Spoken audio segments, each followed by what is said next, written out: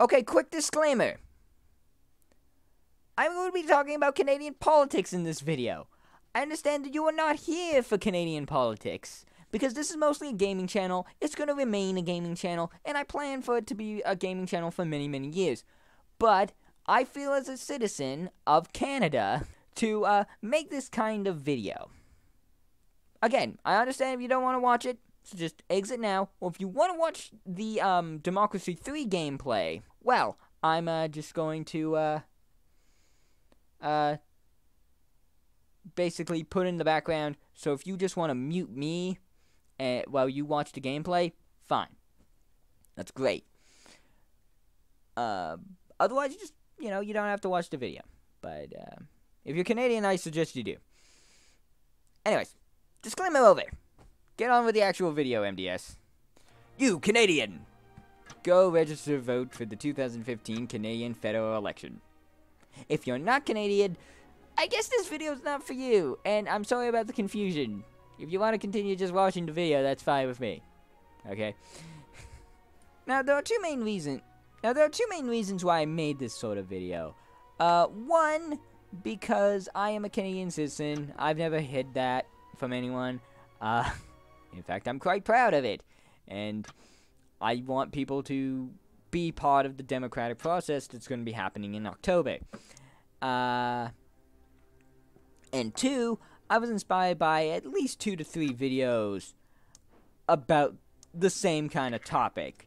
NerdCubed, if you remember, made a election video as well, where he encouraged the United Kingdom people to vote, especially if you're new to the voting circle.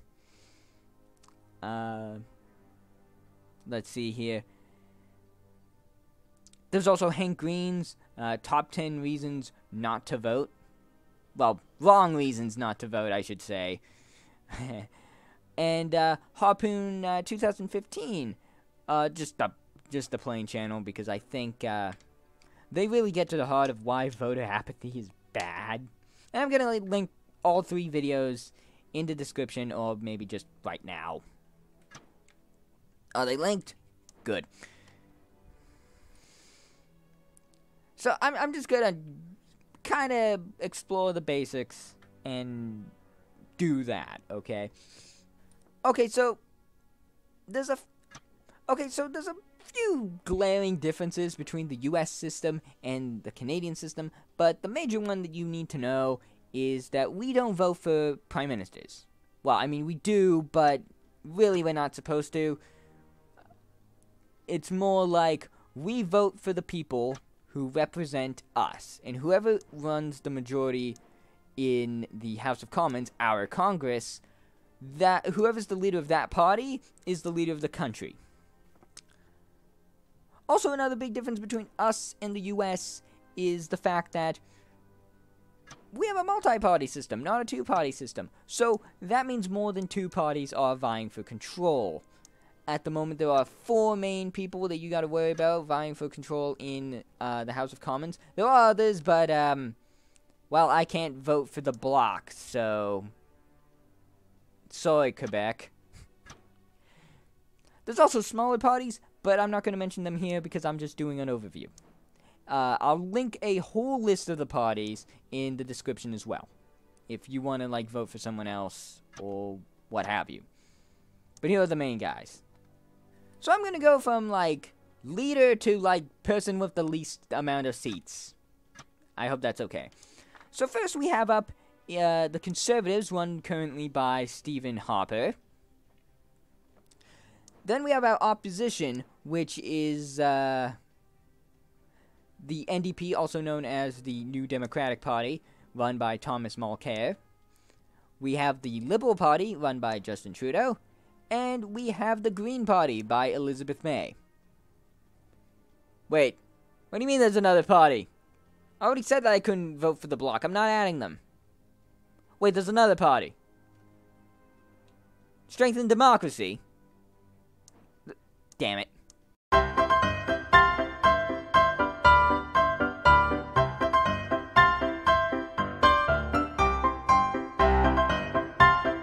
This is what I get for looking away from the House of Commons for 5 seconds.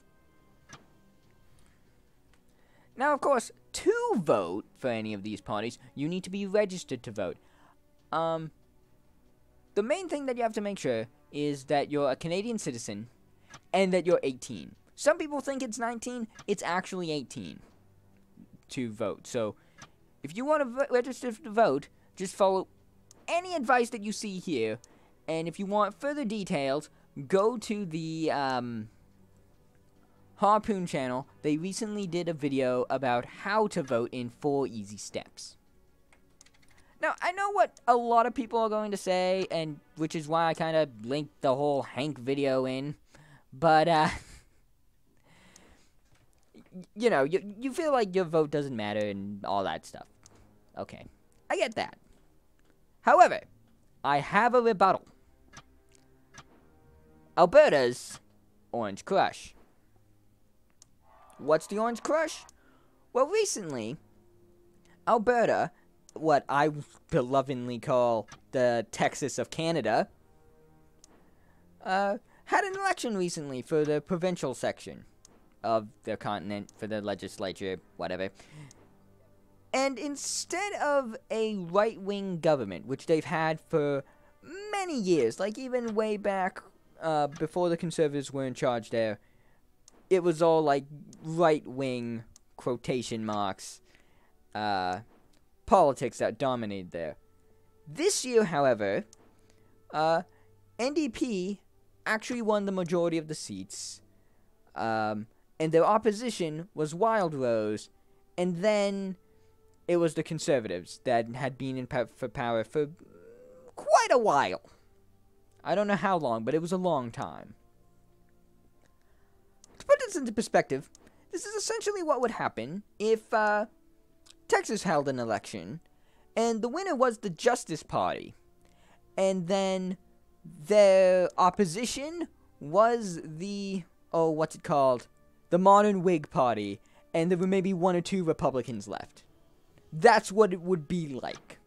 Okay? It would be that insane. Even though it's kind of hard to do in the US, that's essentially what it would be.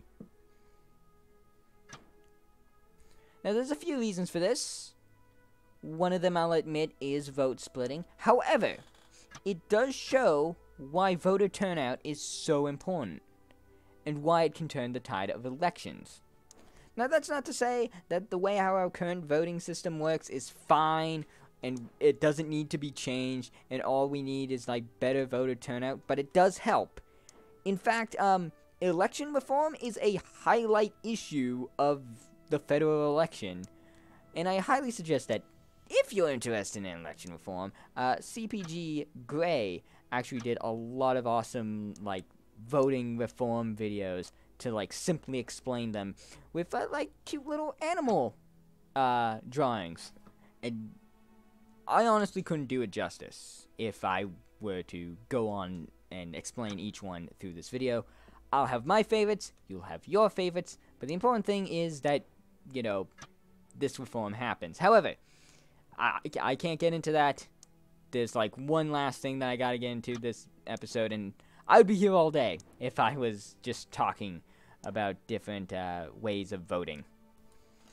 So, let's quickly talk issues. I don't feel like I'm credible enough to actually talk about the issues, so I'm just going to tell you different things.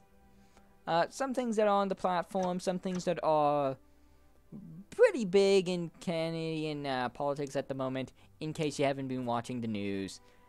So I'm just going to basically tell you what to type, and I'll add in a list in the description as well, as much as you can.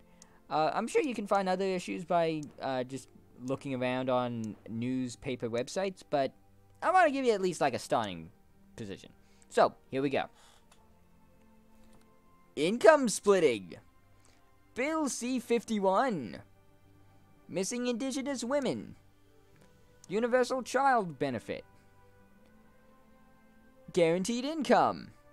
Small business corporate tax from 11% to 9%. Long form census. Income tax bracket from 22% to 20%. innovation tax credit, the Duffy trial, tar sands. Just about like any pipeline that has to deal with Canada, the Energy East, Keystone, Northern Gateway, Senate reform, also Senate abolition, abolition? Yeah, that's it, abolition. Proportional representation election reform. I have no idea why that was so hard for me to say. National daycare policy. Anything to do with healthcare, really, like how long lines are or whatever. But apparently a big topic is like preventative dental care for some reason. Oh, and I guess now that I waited this long to make the video, I guess the refugee crisis also kind of comes into play. Yeah. And I have officially covered everything on my list to cover for this video. Again, I highly recommend that you watch any of the videos on here. Look up the platforms of the various parties to be elected. And